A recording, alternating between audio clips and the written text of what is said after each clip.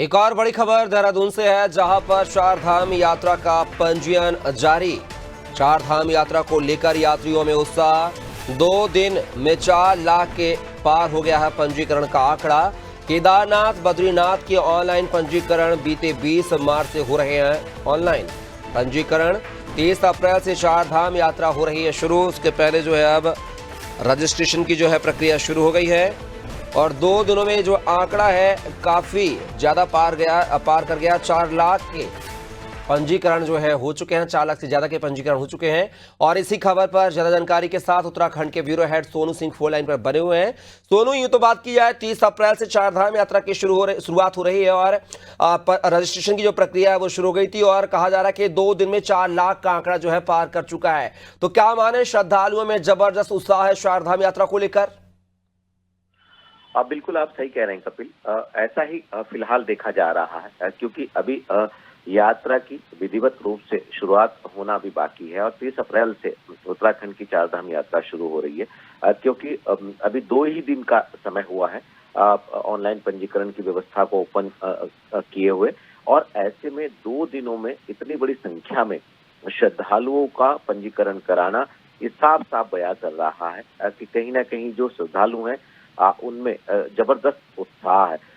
चूंकि सबसे ज्यादा जो श्रद्धालु हैं वो केदारनाथ में दर्शन करने के इच्छुक आंकड़ों पर अगर हम गौर करें तो नजर आ रहे हैं। और सरकार ने ये भी व्यवस्था की है कि जो ऑनलाइन या ऑफलाइन भी आने वाले समय में व्यवस्था को ओपन किया जाएगा, उनको आधार कार्ड रजिस्ट्रेशन के लिए देना अनिवार्य होगा।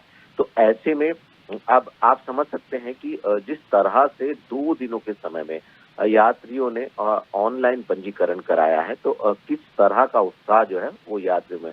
एक तरफ जहां सरकार यात्रा से संबंधित व्यवस्थाओं को व्यवस्थित कर रही है और इसके साथ साथ स्वास्थ्य व्यवस्थाओं को भी चाक चौबंद किया जा रहा है। कुछ जो धाम है इन धामों में स्वास्थ्य विभाग जो है वो कुछ विशेषज्ञ चिकित्सकों को भी तैनात करने की प्लानिंग कर रहा है। अलग अलग जो है स्वास्थ्य के लिए व्यवस्थाएं की जा रही हैं, उपकरणों को भी व्यवस्था की जा रही है क्योंकि कपिल ये जो एरिया है ये उच्च हिमालयी क्षेत्र है और ऐसे में जो मैदानी क्षेत्रों से श्रद्धालु आते हैं जब मौसम कहीं ना कहीं बदलता हुआ नजर आता है केदारनाथ बद्रीनाथ गंगोत्री यमुनोत्री धाम के साथ साथ हेमकुंड साहिब में, तो ऐसे में किसी का स्वास्थ्य प्रभावित ना हो इसको लेकर के भी सरकार लगातार प्रयास कर रही है। मुख्यमंत्री की अध्यक्षता में एक बार बैठक हो चुकी है, जो गढ़वाल क्षेत्र के आयुक्त हैं उनकी अध्यक्षता में बैठक हो चुकी है, कई दौर की मुख्य सचिव की अध्यक्षता में बैठक हो चुकी है और लगातार पर्यटन विभाग जो है ये प्रयास कर रहा है कि इस बार की जो यात्रा है